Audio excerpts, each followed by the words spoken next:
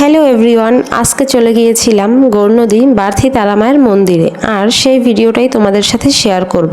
তো সারাদিন কিভাবে কাটালাম, তারামায়ের মন্দিরে কারা কারা গিয়েছি, সবকিছু মিলিয়েই থাকছে আজকের ভিডিওটা। তো সকাল সকাল ঘুম থেকে উঠে একেবারে ফ্রেশ হয়ে রেডি হয়ে তারপর চলে আসলাম ক্যাম্পাসের এইখানে একটা বান্ধবীর বাসায়। এরপরে রিঙ্কিকে নিয়ে বেরিয়ে পড়ি যে আমাদের সাথে আরো দুটো ফ্রেন্ড যাবে, তো ওদের সাথে একেবারে দেখা করব নতুল্লাবাদ গিয়ে। নতুল্লাবাদ এসে দেখলাম যে একটা বাস এখনই ছেড়ে যাবে, তাই তাড়াতাড়ি আমরা এই বাসে উঠে পড়লাম। আমাদের যাওয়ার কথা ছিল আলফায়, বাট আলফা অত তাড়াতাড়ি পাইনি, যেহেতু আমরা মন্দিরে যাব আর আজকে পুজো, যেতে যেতে যদি দেরি হয় তাহলে তো আর পুজো দেখতে পারবো না। এই কারণে তাড়াতাড়ি এই বাসে উঠে পড়ি। বাসে যেতে যেহেতু আমার অসুবিধা হয়, তারপরও কি আর করার, এর জন্য বান্ধবীর সাথে শেয়ারে এই জালনার সিটটা আমি দখল করে নিয়েছি, যে জালনার পাশে থাকলে তাও একটু বাতাসে কোনো সমস্যা হবে না। আর এই সুন্দর প্রকৃতি দেখতে দেখতেই কিন্তু কখন জানি টাইমটা কেটে যায়, আর আমরাও একেবারে মন্দিরে চলে আসি। আর এই বার্থী তারামায়ের মন্দিরে এইবার নিয়ে আমি মোট 3বার এসেছি, আর আমার এই মন্দিরে বেশ ভালো লাগে। তো পুজো দেওয়ার জন্য আমরা এখান থেকে মোম, ধূপকাঠি, দেন মিষ্টি সবকিছু কিনে নিয়ে একেবারে মন্দিরে চলে যাই।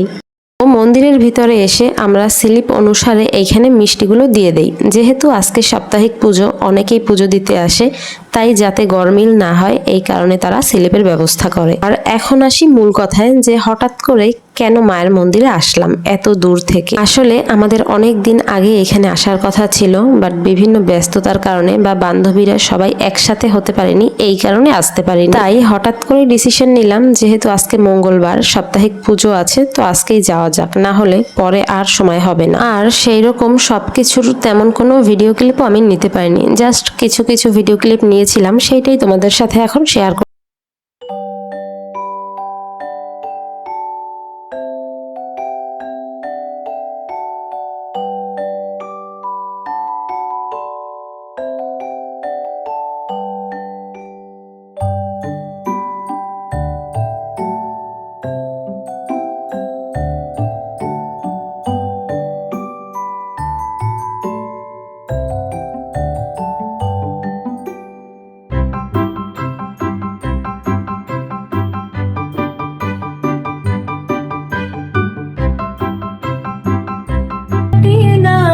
তো পুজো শুরু হয়েছে অনেকক্ষণ, দেন আমরা সবাই এখানেই বসা ছিলাম। তো হঠাৎ করে দেখি আমাদের বয়সী একটা মেয়ে দণ্ডি কাটতে কাটতে মন্দিরের ভিতরে চলে আসলো, আর মেয়েটা খুবই কান্না করছিল। তো যে কারণে সে দণ্ডি কাটুক না কেন, সে কিন্তু একটা বিশ্বাস ভরসা নিয়েই মন্দিরে এসেছে মায়ের কাছে। মা তারা কখনোই কাউকে খালি হাতে ফেরান না, তার প্রতি যদি বিশ্বাস আর ভক্তি রেখে কোনো কিছু চাওয়া যায়, সেইটা সে দেবেই। আর এই বোনটা সেই বিশ্বাসের জায়গা থেকেই হয়তোবা কোনো কারণে দণ্ডি কাটতে কাটতে মন্দিরের ভিতর এসেছে। যাই হোক না কেন, মা ওর মনস্কামনা পূর্ণ করুক, এইটাই প্রার্থনা করি। এরপরে আমাদের অঞ্জলি দেওয়ার টাইম হয়ে গেল। তো অনেকক্ষণ বসেছিলাম যে কখন অঞ্জলি দেব। আসলে এই অঞ্জলি দেওয়ার জন্য এতক্ষণ ওয়েট করেছিলাম। অঞ্জলি দেওয়া যেহেতু শেষ, এখন পুজোও শেষ, তাই আমরা এখানে সবাই মিলে বসেছিলাম যে আমরা এখানে চরণামৃত খেয়ে দেন উপোস ভাঙবো। এইদিকে দেখি পুজো শেষ হওয়ার আগেই বৃষ্টি শুরু হয়ে গেছে। আসলে আজকে সকাল থেকেই খুবই মেঘলা মেঘলা একটা ভাব ছিল, তো জোরে যে বৃষ্টি নামবে এইটা ভাবিনি। তো যাই হোক না কেন, এখনো আমাদের এইখানে অনেকটা সময় কাটাতে হবে, তাই ভাবলাম যে আস্তে আস্তে বৃষ্টি কমেই যাবে। পুজো শেষে এইখান থেকে এখন স্লিপ মিলিয়ে মিলিয়ে দেন আমাদের প্রসাদগুলো আমরা নিয়ে নিলাম। প্রসাদ নেওয়ার শেষে আবার চলে গেলাম এইখানে, যেহেতু সাপ্তাহিক পুজো হয় আর দুপুরে খিচুড়ি প্রসাদের আয়োজন করা হয়, তো এখন সবাই মিলে খিচুড়ি প্রসাদ খাবো। তো এইখানে বসে আমরা ভাবছিলাম যে এইদিকে খিচুড়ি প্রসাদ আর বাইরের বৃষ্টি, ব্যাপারটা কিন্তু দারুণ, তাই না? আজকে কিন্তু বান্ধবীদের সাথে তেমন কোনো ভিডিও ক্লিপই নেওয়া হয়নি। রিঙ্কি আর অর্পার সাথে হয়তোবা একটা দুইটা ভিডিও ক্লিপ নিয়েছিলাম, এর বেশি কোনো আর ভিডিওই নেই। তারপর বৃষ্টি হালকা কমেছে, এরপর আমরা বেরিয়ে পড়ি। আর আসার সময় কিন্তু আর বাসে আসিনি। আসার সময় আমি জোর দেওয়ার কারণে ওরা একটা আলফায় উঠেছিল।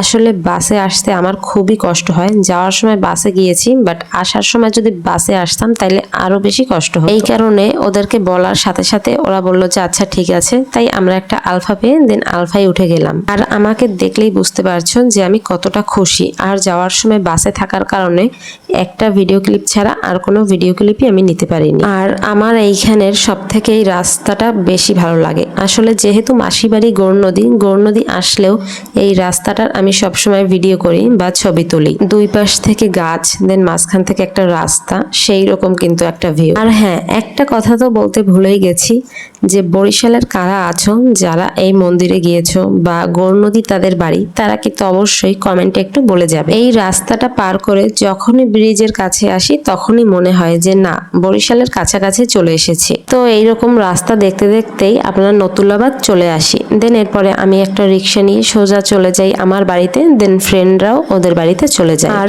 এই যে বাসার জন্য প্রসাদ, দেন আশীর্বাদের ফুল সবকিছুই নিয়েছিলাম। তো চলো আজকের মতন ভিডিওটা এইখানে শেষ করছি।